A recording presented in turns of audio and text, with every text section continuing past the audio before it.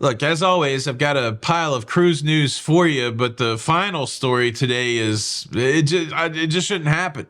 It shouldn't happen. Cruiser attacked by crew member in a very brutal way. Yeah. Cruise news and my views. Let's talk about it.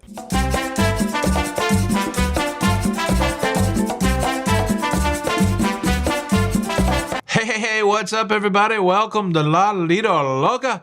I'm your host, Tony, here with the latest cruise news and views for your face. For your face on a Wednesday the 8th of May, 2024. And yeah, like I said, it's a wild pile of cruise news today, mostly good, but one story that's very bad. Cruise news story number one, we got a cruise ship on trial. I feel like I need a Perry Mason reference here. How did that theme song go? I love to come home after school, eat saltine crackers, and watch Perry Mason. It's not like a legal trial. It's a sea trial. Royal Caribbean's brand new cruise ship, the newest in the fleet, Utopia of the Seas. I had to close my eyes. I was so excited. Utopia of the Seas currently doing its sea trials. And sea trials is one of the last milestones in the shipbuilding process before it comes into service. This is a big deal. They're going to take that cruise ship out and put it through the paces. 900 engineers and experts and cruise ship certifiers on this cruise ship, going to do a 5-day, 1,000-mile journey.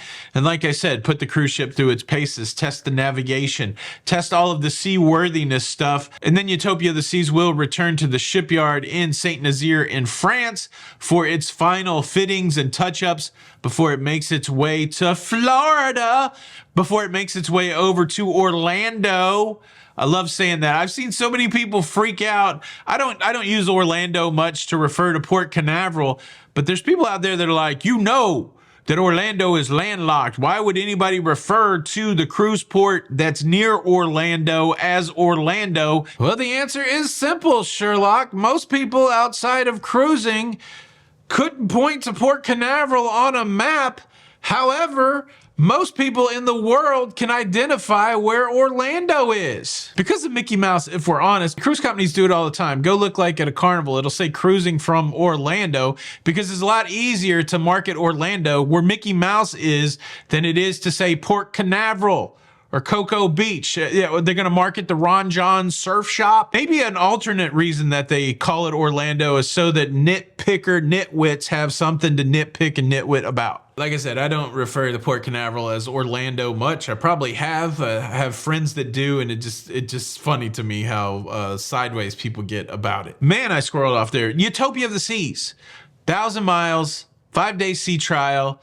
Goes back to France to get finished, and then it comes to Port Canaveral for its sailings in July. And Utopia of the Seas has an interesting designation when it comes to its fuel. This will be the first cruise ship in the Oasis class of cruise ships that's using LNG, liquefied natural gas. How about that, baby? Technology. Those inaugural sailings are just around the corner, and I'll be on the first and second one. I'm so excited. Will you be on those sailings? I would love to know in the comments below. Cruise news story number two, also a story about a Royal Caribbean international cruise ship. This time we're talking about the Rhapsody of the Seas.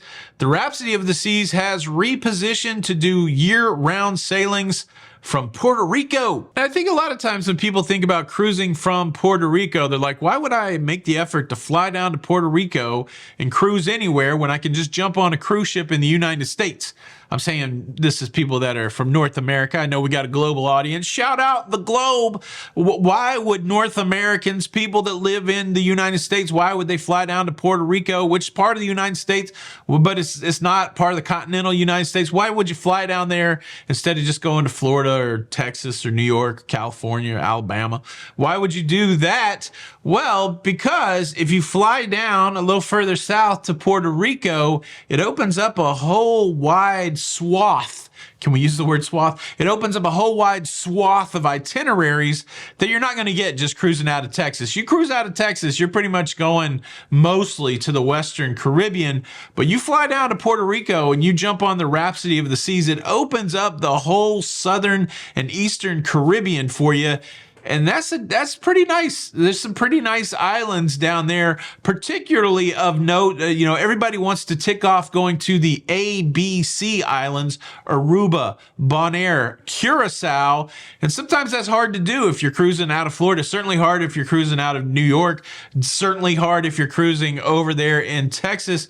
Is really hard if you're cruising on the West Coast. You're not going to the ABC Islands, and so a lot of people like to tick that off the bucket list. So I say make sure you consider San Juan. You got some pretty cool itineraries. Not only are we talking about the ABC Islands, you're going to pick up like St. Thomas and St. Lucia in the eastern. You're going to go to St. Croix, of course, Antigua, St. Kitts. I'm tempted. I'm tempted by the fruit of another. Shout out Ludacris. Tempted by the fruit of another. I always thought that next line should be, I'm thinking about getting with my mother, which seems very way out of it. That's not what they're talking about with tempted by the fruit of another. But that would do it. That would definitely skew that song in a way that would be uncomfortable. What am I saying? Look, I am punch drunk. We have been moving for a while now, and what's wild is we filled up our 2-car garage at our rental with like 2 other houses worth of stuff that we never went through and threw away. And so it's been about 5 or 6 days. We got a 16-yard dumpster and we filled it up, and the garage still isn't done. But there's a lot going on. Yes. It's a long way to get to. Would you go to Puerto Rico for a cruise? Are you interested in those bucket list Southern Caribbean islands? I just did 14 days where I got to go to some of those islands, and I highly, highly, highly, highly recommend it. Should I leave that mother bit in there? I guess it's way out there, but it did rhyme. Cruise news story numero 3.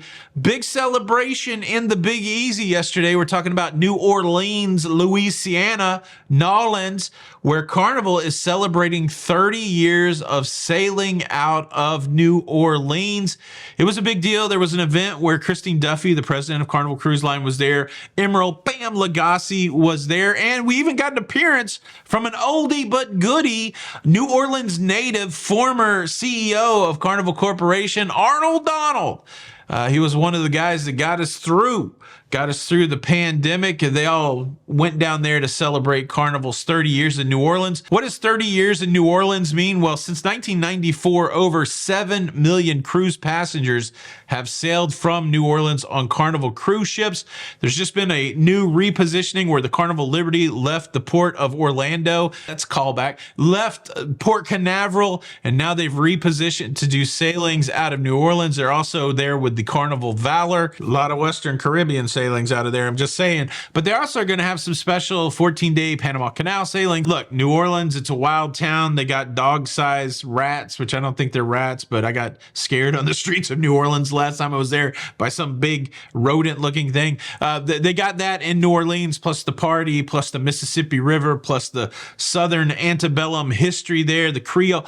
There's a lot going on in New Orleans, is what I'm trying to say. And you can jump on a Carnival cruise ship for an interesting sailing experience. Congratulations, Carnival, for sailing out of New Orleans for 30 years. Now, I got 2 more cruise news stories for you. One of them's just a pretty cool new service that's kind of just, it's like coating the tummy with Pepto-Bismol before I hit you with a story that's very disturbing and scary. Before I do both of those stories, I thought I'd quickly invite you to subscribe.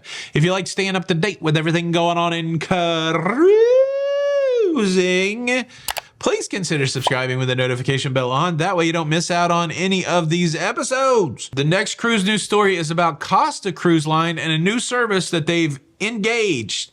Shout out Jean-Luc Picard. They've engaged a service that will look after your cruise luggage from the time that you debark the aeroplane that you flew in on to go on a Costa cruise. Now, this is a free service for people that are booking their cruise travel and their air travel together through Costa. So this is a very specific offering just for people that are booking cruise and air at the same time through Costa. But they partnered with a company called SOS Travel travel.com, and they're essentially going to manage your luggage. So you fly over to Europe, you get off the airplane, say in Southampton or something like that, sostravel.com, they take control of your luggage and they make sure that your luggage gets all the way to the cruise ship.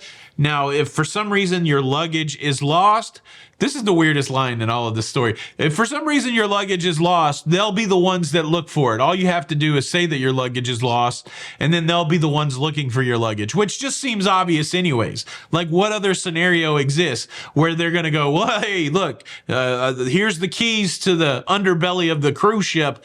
Go see if you can find your bag. Of course, the company's going to be the one looking for your luggage. I don't understand what the service is. No, I think the service is essentially that you're going to have your luggage managed from the airport all the way through the embarkation process. So you don't have to drop it off to any porters or anybody, luggage handlers. I think that's a cool service. I've seen other cruise lines do this, and it's free. It's free if you are booking your cruise and air through Costa Cruise Line. I'm all for any service that's going to enhance the experience of the cruise passenger, and also any service that will help in the time of frantic turmoil like it would be if your luggage got lost. I still like the idea kind of though of like, hey man, it's on you. Okay, could I go on the galley? Maybe my luggage somehow got into a walk-in cooler next to the, tuna tartare. Oh yeah, there it is. How about that? What do you think? Do you like this kind of service? Have you ever got your luggage lost on a cruise? Leave a comment below. Okay, let's talk about this cruise nightmare. Let me preface this whole story by saying that everything I'm getting ready to talk about is alleged. So put alleged in front of everything that I'm saying. The Norwegian Encore doing sailings in Alaska. And back on May the 6th, just 2 days ago, there was a South African crew member who was observed trying to release a lifeboat. And he wasn't the crew member that was supposed to be releasing the lifeboat. So that's a red flag right there. He was confronted by 2 security guards, and because he was acting erratically, they took him down to the medical facility. And while he was in the medical facility, he grabbed a pair of medical scissors and assaulted a cruise passenger that was in the medical facility with those scissors, causing wounds to her torso and her face. Dig that scenario. You've gone to medical for some reason as a passenger. You're getting looked at by medical, and then a crew member that's being questioned and detained freaks out, grabs medical scissors, and assaults you. That's like I said, that's a nightmare scenario. And not only did this crew member attack and assault this cruiser, but he also attacked and assaulted the security personnel that was taking him around to medical. The attacker was subdued, detained, put in the jail on the cruise ship. And when the cruise ship reached Juneau, Alaska, he was arrested. This crew member has been charged and will be tried in a U.S. federal district court. Been charged with assault with a dangerous weapon within maritime and territorial jurisdiction, and he faces 10 years in prison and a $250,000 fine for each count if found guilty. Like I said, at this point, everything is just accusatory and alleged. But man, what a nightmare cruise scenario. Wow. Look, I don't want to end the show with such a heavy story, so I present to you dogs eating ice cream in a park. Give me the what flavor you reckon that is? Is that vanilla? Is that what we're saying? Bulldogs like vanilla? Boom! That is your cruise news. Thank you so much for checking out the show today here on a Wednesday. Happy hump day, everybody. Hope you're having an awesome one.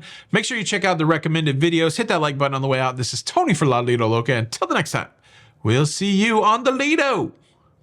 Bye. Cruise news. Cruise news. Cruise news. It's over.